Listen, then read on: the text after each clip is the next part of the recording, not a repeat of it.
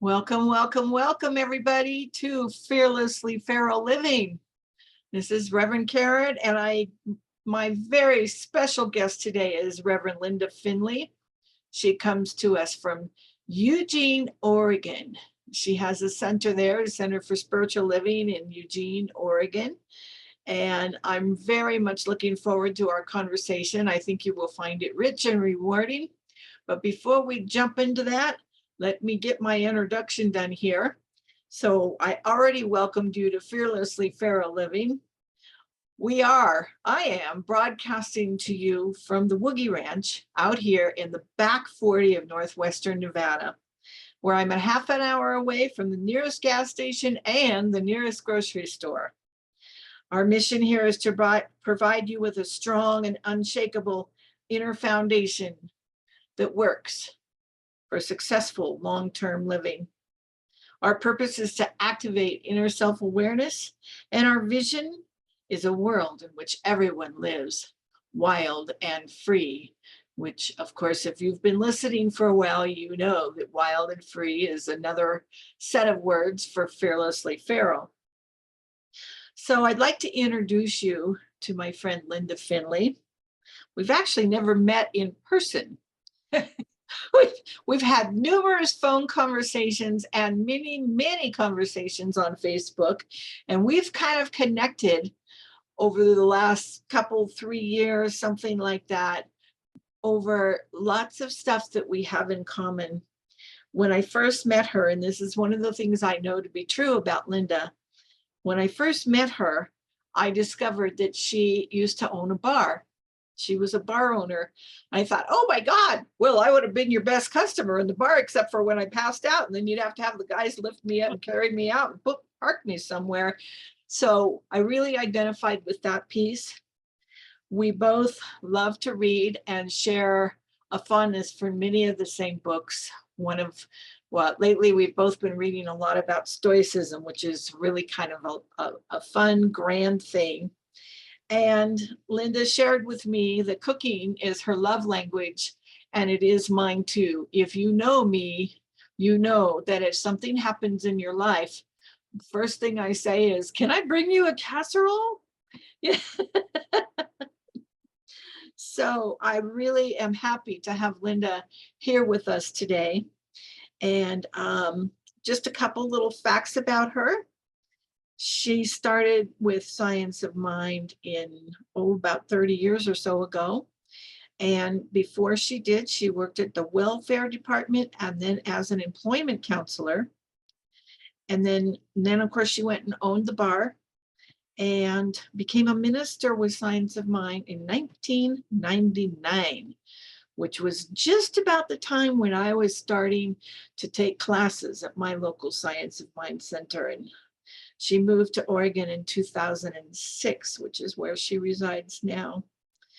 And the thing that made me want to invite Linda to be a guest here with me today is fear. I'll just put it right out there in a nutshell. It's fear. I have been experiencing some fear lately. And I have a bunch of tools that I use to deal with it. And you've heard me speak of them before, but I always like to provide alternative perspectives on this thing called fear.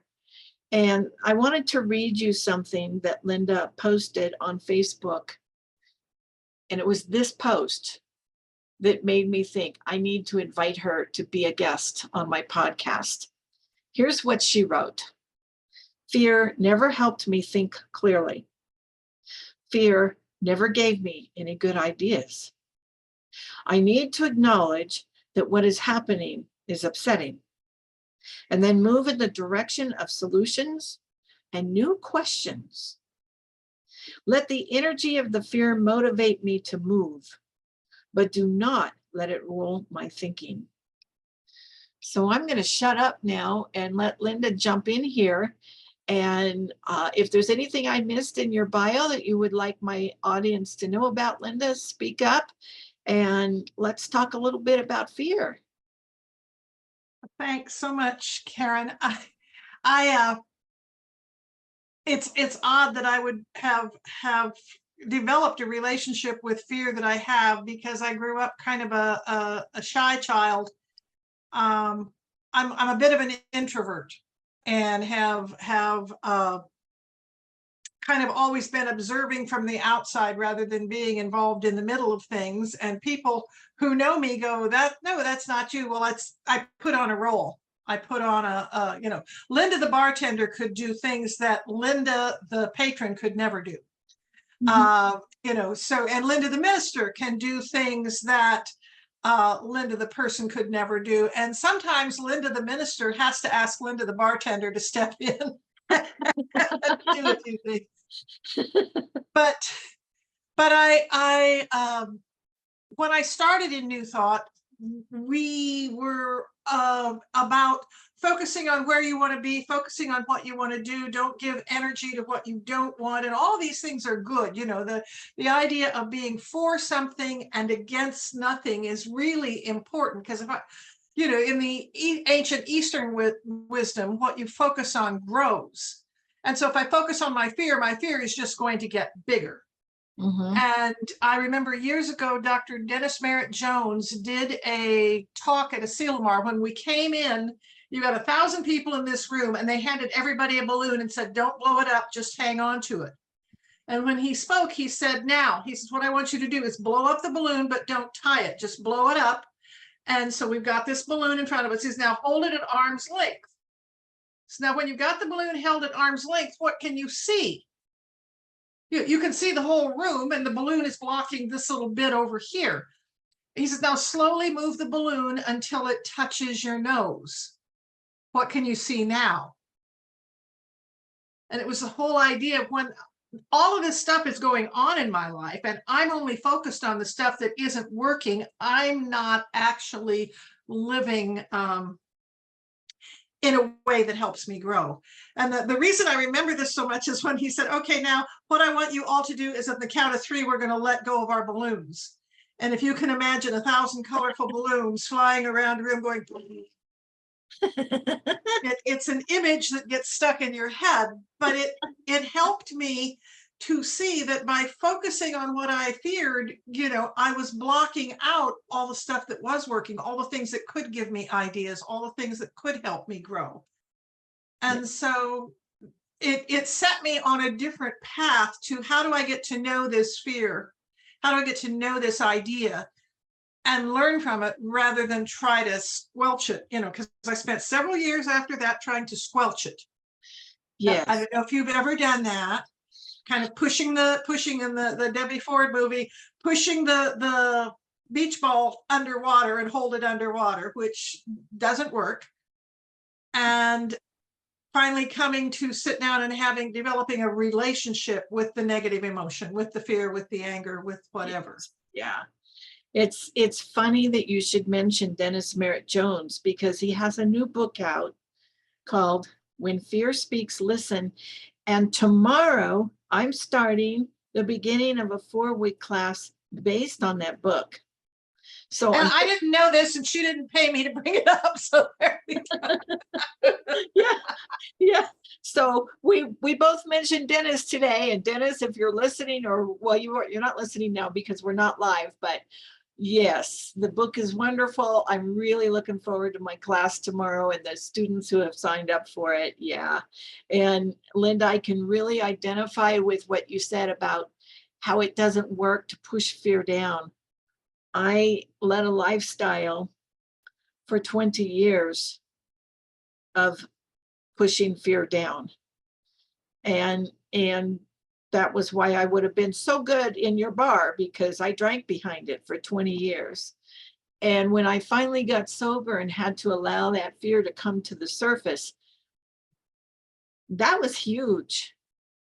And there were a lot of other problems that I encountered as a result of finally stopping to push that stuff down and let it come up to the surface. And today, after being sober for almost 38 years now, today I am very, very grateful, because when the fear comes, because I've said this before, fearlessly feral living isn't about living with an absence of fear. It's about dealing successfully with fear. Yeah. And what Linda's speaking to is how to deal successfully with fear. So when the fear comes, I have tools to deal with that. So what are some of the ways that you deal with it and get into the solution? And I'm really intrigued by what you said here about new questions.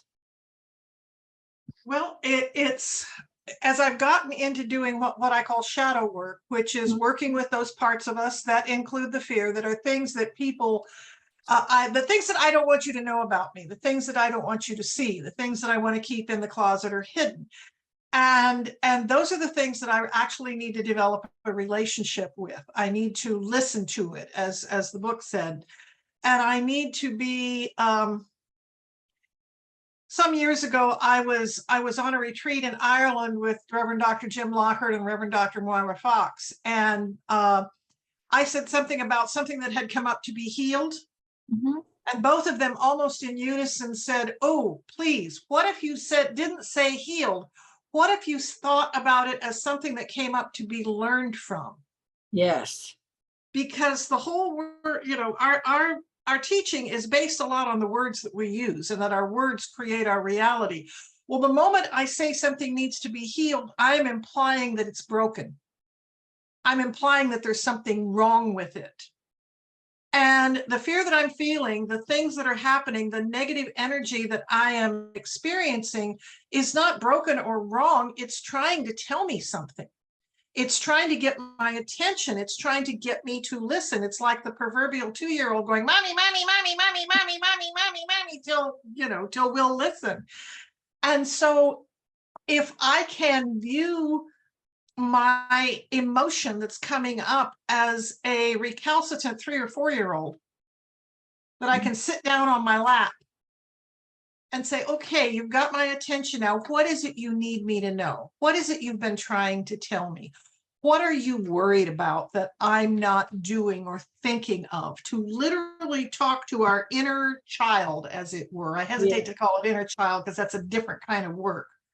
But we all have an inner 3-year-old and 5-year-old and 16-year-old and whatever, and they throw fits sometimes, and we need to sit down with them Yeah. and have a sippy cup and talk about what's this trying to let me know? What is the process I need to learn from here? What is going on that I may not be being aware of?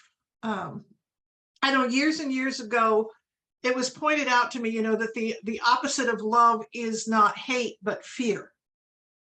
Yes. Fear is a belief that God is not good. Fear is a belief that love is not present. Fear is the belief that there is not enough, even though if we take what we view, the energy of life is in and through all of us and connects all of us. But we think it's not there, or we think it's not there for us. I know one of the scientific principles is there's actually no such thing as cold. There's only the absence of heat. There's no such thing as darkness. There's only the absence of light. And I like to use the metaphor. You can take a flashlight and shine a light into a room, but you can't take a dark stick and shine dark into the room. Although some of us, I think, have tried to do that sometimes. But fear is the same way. It isn't the it doesn't have a life of its own. Its life is our belief in it that we're not enough, that there's not enough. And so it's about what do I need to know here? What is this trying to tell me?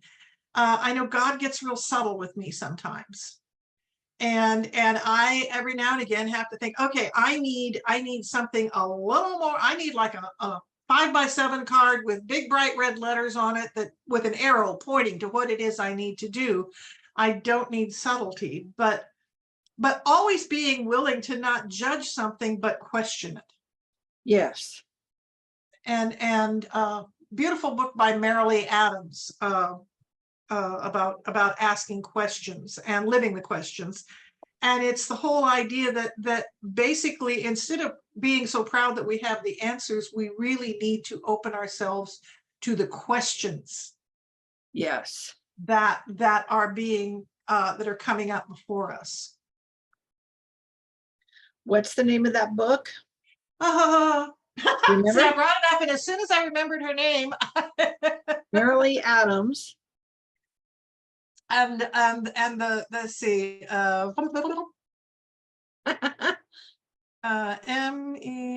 because it's at work, so I can't grab it to Oh, you right okay. now. If you can't come up with it, I can look it up later and put it in the show notes for everybody. It's another book, but I'm probably going to have to buy. And Linda is doing a lot to contribute to my book addiction here. Yeah, I am you know, we transferred from drugs and alcohol to Books, yes. To books. okay. Marilee Adams books. Change your questions, change your life. I Oh should my remember goodness. that as a science of mind. Change your questions, change your life. Oh my goodness. Okay, got it. That probably is going to be a must-have. Yeah. Yeah. Thank you. Thank you. I've so much you have said has hit me today.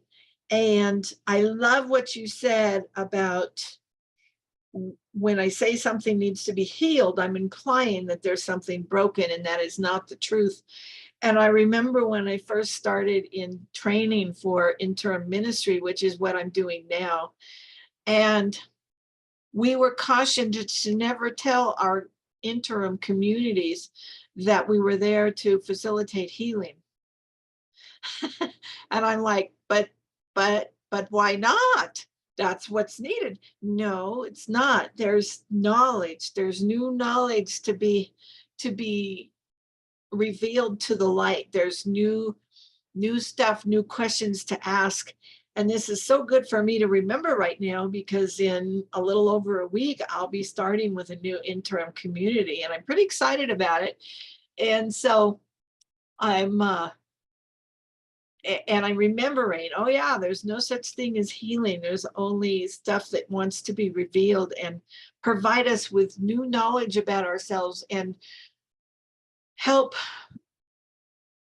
us move, sometimes gracefully, sometimes not, sometimes Usually not. Yeah, we're human, usually. yeah, sometimes drop kick us into our next greatest expression of being.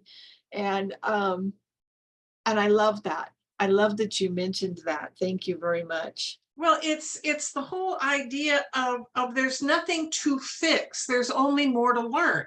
And you know, and that's one of the things that for years they used to call our teaching a healing teaching. And it really, Dr. Holmes himself said there's nothing to heal, there's only truth to reveal.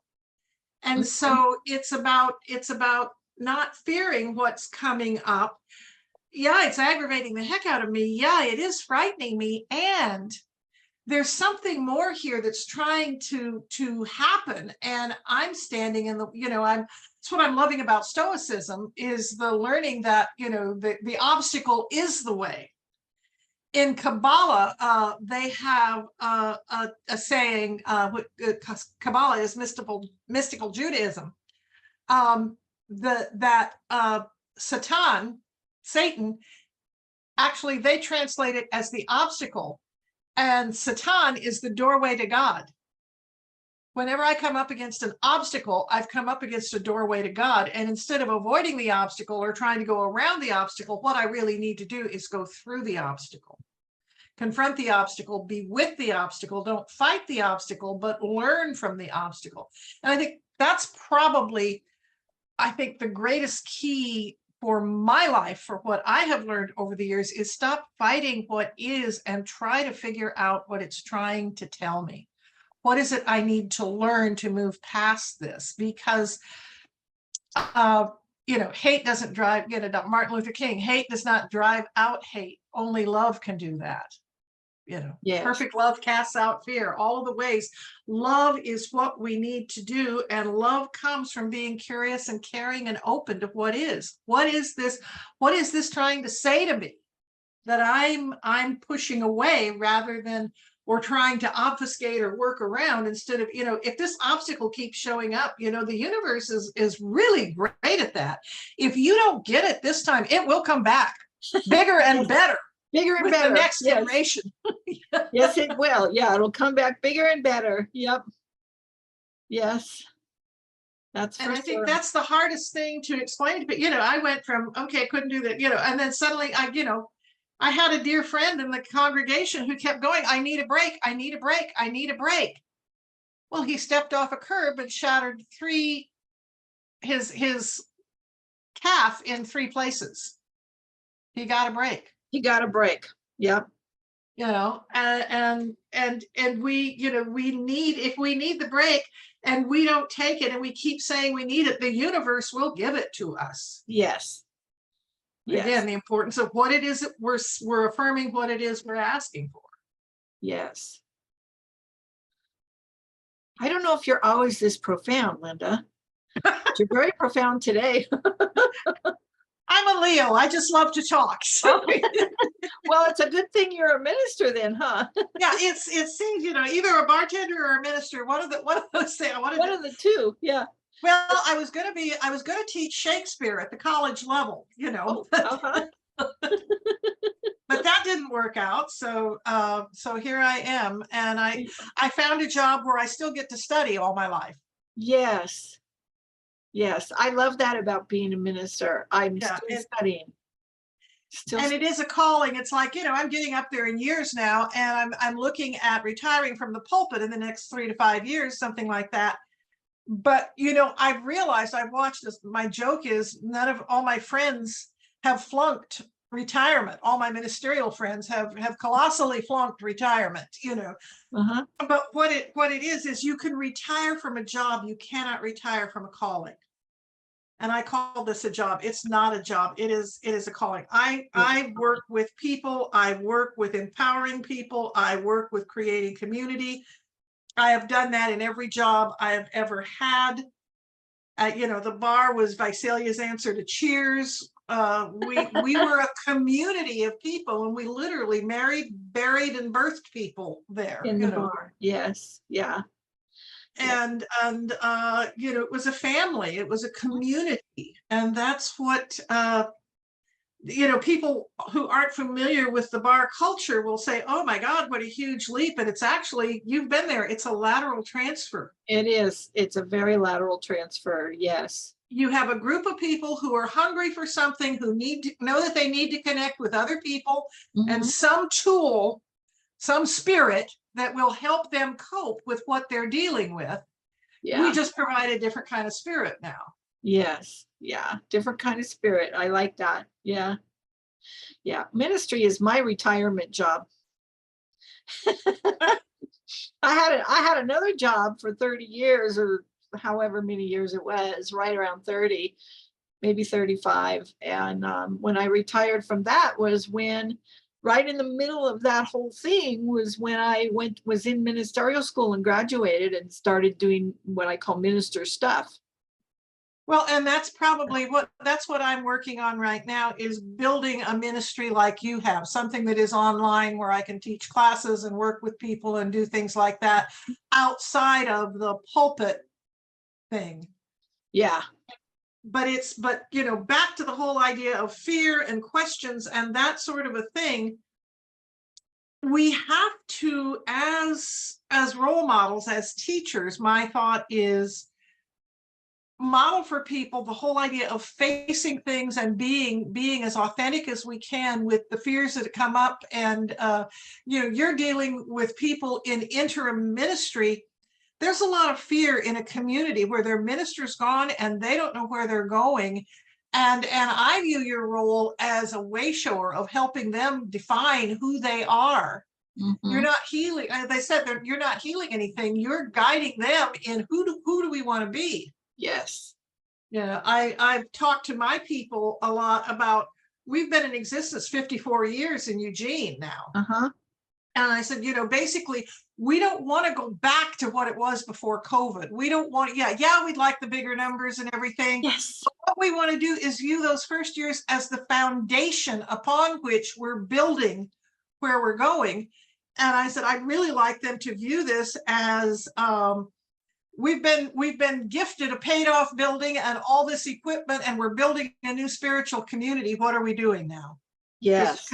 Because when I got there, the building had already been paid off. We've got all this lovely sound and technological equipment. And chairs and stuff and stuff and stuff. Well, where do we go from this? Instead of having to get all that stuff, because I started a new work and boy, finding chairs, finding a I pulpit, know. oh God, that's a Mhm. lot. It is a lot, yes.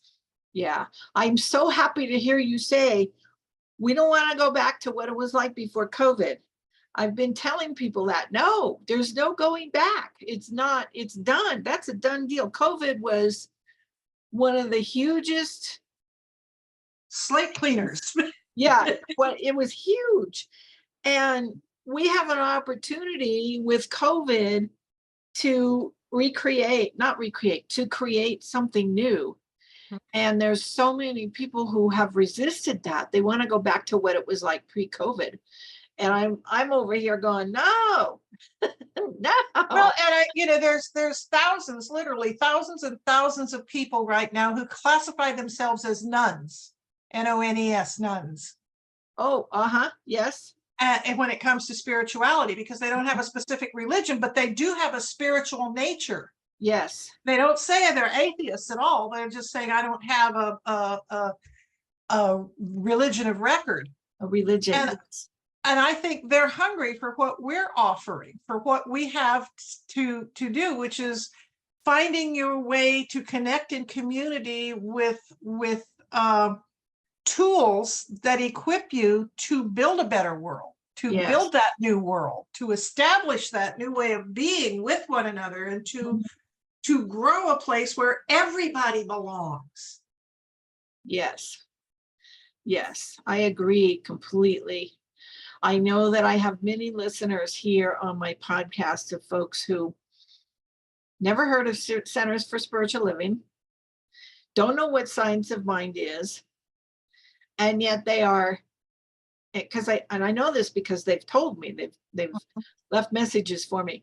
They are very interested in the message behind Science of Mind, and they love being able to hear the message at their will.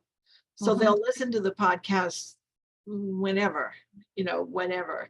And I love being able to provide that for people. It's one of the reasons why when I started my focus ministry, I knew I wanted to do a podcast. And, we were talking before we started recording about being geeks. I had to take a podcasting class because I had no clue how to do podcasts. And I took one from one of our fellow ministers, and she got me started. And I had this podcast up and running within, I don't know, it was quick after the class ended. It was pretty quick. Yeah. And I've been going ever since. And I love doing this because it attracts all sorts of people who are really hungry for our message, and yet they don't know that it's there necessarily. Yeah. And they don't want to go to church on Sunday. Yeah. And I saw that there's a place, it was in the minister's listserv recently about somebody, and it's a phrase we've been using. We have switched to calling our Sunday meeting the gathering. Yes, the gathering. Not the Sunday service or celebration, but a gathering. The gathering begins at 10:30. Yeah. And using words that are not loaded with church service and sacred, and and all that. The thing that it frustrates me so is the whole idea that sacred is somehow very solemn. Sacred needs to be solemn. It needs to be quiet. It needs, and there are places where it needs to be quiet, but sometimes there is place to make a joyful noise, and exactly. Yes. Yeah. So I love the whole idea of this teaching and this exploration of the feral concept, because we have so confined ourselves in our stories we tell ourselves of how to be good little girls and boys and fit into the appropriate box. Yes. And then we sit around waiting to be judged or shamed or whatever. And feral is, I'm here, this is who I am, take it or leave it, it's okay. I'm not here to hurt you or do anything mean to you, but I'm not here to be pooped on by you either. Yes. I love that. I get people all the time who say, what exactly is fearlessly feral? And it activates some people. Yeah. I've had guests on this podcast talk about it, and they tell me, one guest said, when I first heard the name, I was like, I don't like that name at all. But she asked about it. And Again, yes, the questions, ask about it. If you ask don't about it. understand it, ask. Yes, if you don't understand it, ask. And I bless her heart, she did.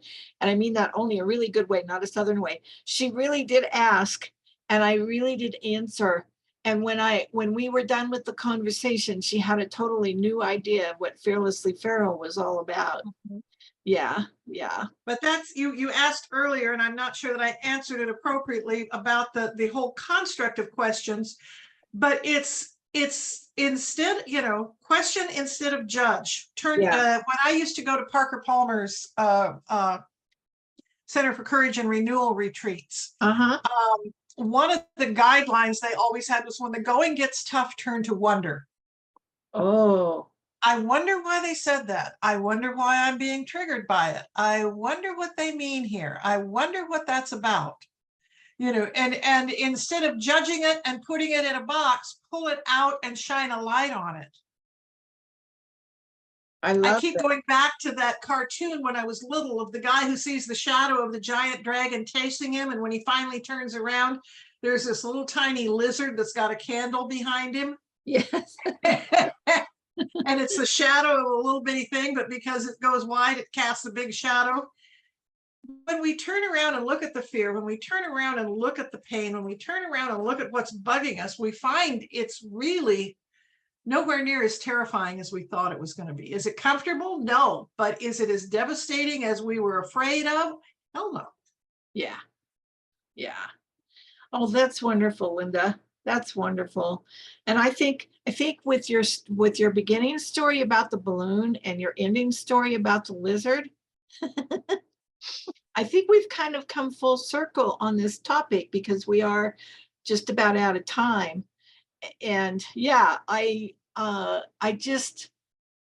have so enjoyed this conversation, and I want to invite you to come back again, be a guest again on the podcast. I think that would be wonderful. And if people want to reach you, is there a way that they can reach you? Or I have a Facebook page. It's just Linda Finley on Facebook. Linda Finley on Facebook. Okay. Linda Finley. I mean, sure, there's a bunch of Linda Finleys, but I'm the one in Eugene. Yeah. And it's got my face on the got your face on it. Yeah. Okay, good. And then our center is csleugene.org. CSL, and that's our website. Okay, I'll put that link in the show notes. Okay. I'll have that link in the show notes so that people can find it. If you live in the Eugene area, you might want to pay a visit to Linda's gatherings. And we're on YouTube and Facebook as well. So we do a StreamYard of the Sunday gathering. So okay, good. We're working on getting somebody who's really, really geeky, maybe you or it, but to help us take our big long service or gathering and move it down to just the talk and just the meditation, to have just the talk. Someone who knows how to edit. Somebody who knows how to edit. So if any of you out there know how to edit and can do that online, we would love to get our Facebook page and our YouTube page updated to just the talk. Instead of these big 90-minute gathering videos, which nobody's likely to want to sit down and watch that much, a 20-minute talk video sets and a 15-minute meditation video sets. Those are yes. Yeah. Okay, you got it. I'll put all of that information in the show notes, including her recruiting for a geek to edit down their videos. And you can also find this podcast wherever you listen to podcasts, as well as on YouTube in both audio and visual form, because we've done this on Zoom, and Facebook. Yes, it's out there in the world. And in closing, I would love to thank you very much for your listening and for your support. Fearlessly Feral Living is a focused ministry of Centers for Spiritual Living, and your support is very much appreciated and fully tax deductible. And in the show notes, I will have ways that you can support us. There's donation link, and you can also check everything out at our webpage, which is fearlesslyferal.org. Until then, I am knowing fearlessly feral living for you and for me. Thank you very much.